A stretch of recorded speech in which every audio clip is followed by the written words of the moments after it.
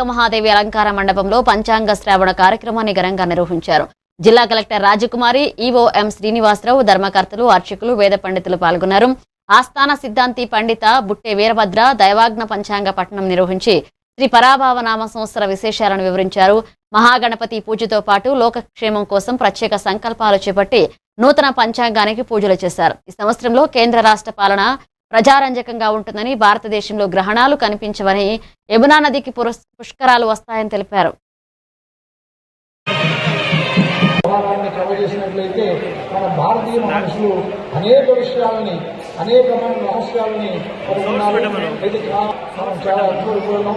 ఈ మధ్యకాలంలో గత 5 సంవత్సరాల బట్టి మన భారతీయ విశ్వసినటువంటి 29 సంవత్సరాల బట్టి ఈ దేవస్థాన ఆస్థాన మరి ఏదైతే ఈ దైవ కార్యక్రమాన్ని నిర్వహిస్తున్నారో వారు ఎటువంటి ఫలితాలను ఆశించకుండా వారి సంపాదనలోనే ఇంకా ఇతరులకు ఒక గొప్ప కార్యక్రమంగా నేను భావిస్తాను.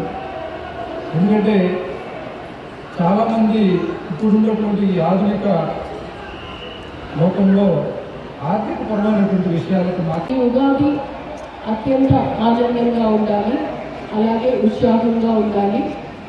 అక్కడ చెప్పారు పరాభవం అని. అందులో చాలామంది చాలా రకాలుగా ఆ నామ సంవత్సరం గురించి చెప్తున్నారు.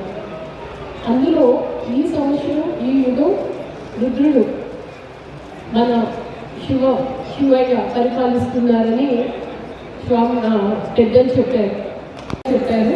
ఈ క్షేత్రానికి వారు సిద్ధాంతంగా వ్యవహరించడం, అనేక దైవ కార్యక్రమాల్లో వారు భాగస్వాములు అవుతూ ఉండడం, రాష్ట్ర అభివృద్ధిని ఆకాంక్షిస్తూ కార్యక్రమంలో మనము శ్రీశైల క్షేత్రంలో ఏ దైవిక కార్యక్రమం చేసినా అది ప్రజల సంతృప్తి గురించి, వాళ్ళ సంక్షేమ